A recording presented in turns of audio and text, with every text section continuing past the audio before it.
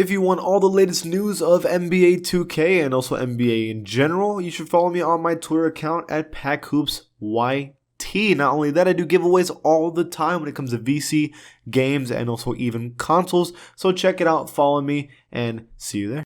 So, heads up right now, I will not be able to edit this video basically at all. So it's going to be a very plain video in terms of editing. I had some friends in town, but this video is way too important not to make. We have a nuclear bomb of 2K news for NBA 2K22 that was dropped by the developers, and some of the biggest news we've gotten this year so far. And I want to break it all down in this video. ¿Qué pasa to the pack? It is Packer. Please be an OG, join the pack, subscribe, help me get to 300,000 subscribers. That'd be very, very clutch of you. We're trying to make this channel grow, and leave a like on the video because it helps out the algorithm a lot. Yeah, it is what it is, right? Okay, so we have a bunch of pieces of information. I'm literally going to read them one by one and give you my opinion, okay? So first things first, current and next gen are much more similar on court this year compared to last. As we know, in terms of current gen and next gen, gameplay wise, it was very different, very, very different. Screens in current gen were a lot more common compared to next gen, where it was almost entirely isolation play. DB cancels were focused more on than Curry slides, and speed boost was on current gen. So there were two completely different game styles and metas in both games. They're trying to argue that in current gen, next gen, it's basically going to be the same, right? That's what they're arguing. I wouldn't say it's 100% true until we see gameplay, but that's what they're saying, okay? So next thing is the main change is a much larger weighing towards coverage when it comes to shooting, right? So the chiming is gone, and in the upcoming courtside report in a couple weeks, shooting is more predictable this year, apparently. It's very consistent, and they're saying that they're confident the community will like it. I don't know what they're trying to say here. I think when it says weighing towards coverage, I think he's trying to say that how you're covering the shot will affect it more. Shot aiming is gone, which is, I think, a W because a lot of Zens were a situation. And then on top of that, shooting is more predictable, which means instead of it being specific timing for different spots on the court, they're trying to argue that it's going to be the same timing no matter what. I think that's what they're trying to say. And I don't like that because I think people green way too much in next gen anyways, at least in my opinion. So that's kind of a weird thing to say. Another thing that's annoying to me, it says you don't have to be as high as last year to be a perimeter shooting threat if you have good timing at least.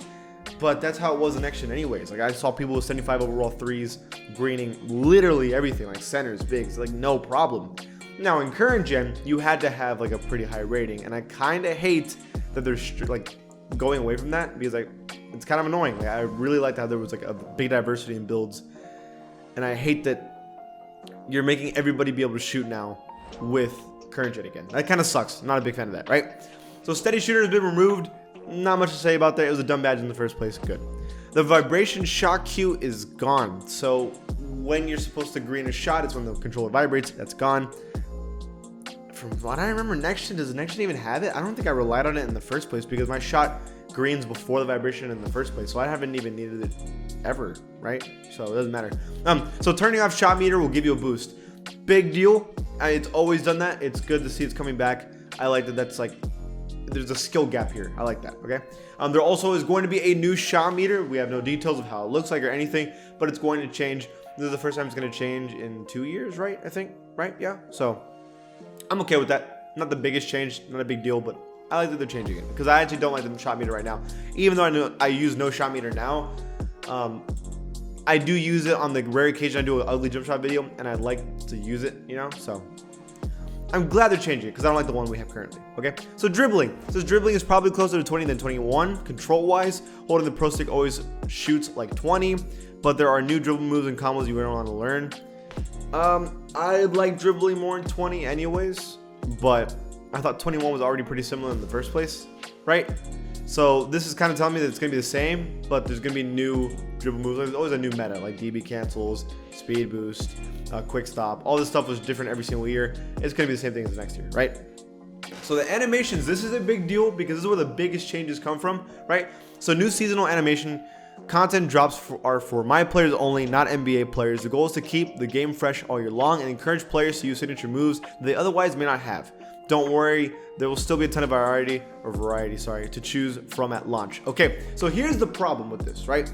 So seasons, which is the game pass or the battle pass, they're going to give us, specifically, they're focusing on brand new animations in the game. Now, this is only going to be animations for Park or your My Player, right? And with these animations, the meta is going to change. Like, obviously, the Curry Slide is the meta, but if they add a new animation that's better than Curry Slide, then we're going to have to change to it every single season. A lot of people don't like this. I'm okay with it because I like that the meta is changing throughout the year, and I like that, you know, we had to adjust the game throughout the year. We're having to enjoy it in different ways throughout the year. I like that personally because it makes it feel like it's new all the time. I like that, me personally, my opinion, okay? Some content will be season exclusives, but the actual on-court gameplay signatures like shots and moves will stay in the game once they're dropped. So that's basically saying that, so they added, I don't know, Sean Marion's jump shot, right? That's always going to be in the game from then on, right? They're not going to remove it. But like a shirt or like a helmet or like a racing helmet, right? You have to get that like in the battle pass, because if you don't and it leaves, you never get it again, which is how it's always been. I don't have any problem with that at all. Not a big deal. Okay. Shots won't be taken away, only added, which means, again, they're not removing any jump shot animations, they're only adding jump shot animations, which is obvious. Like, why would they remove a jump shot? I grind for it, right? So no, that's dumb. So we're getting more animations based on size and ability this year. So basically, animations for like guards who are fast compared to bigs who are slow. We're gonna get more variety. Again, I'm down for that. Awesome.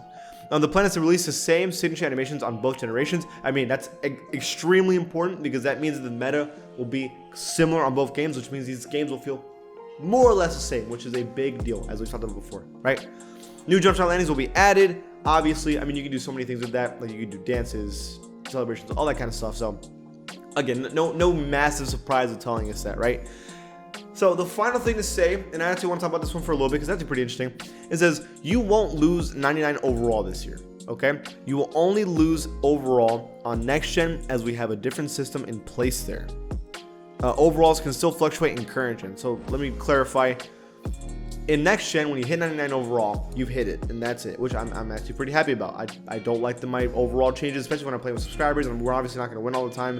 It's annoying to get dropped, right? Or keeping a 99 overall in Park is also really hard, to be fair. You guys play Rec if you want to keep 99. So I'm happy they're doing that, but it says it's still going to fluctuate in current gen. So are they saying that in current gen it's going to be how it was before with the 99 to 95? It changes throughout how good you're playing or if you're winning?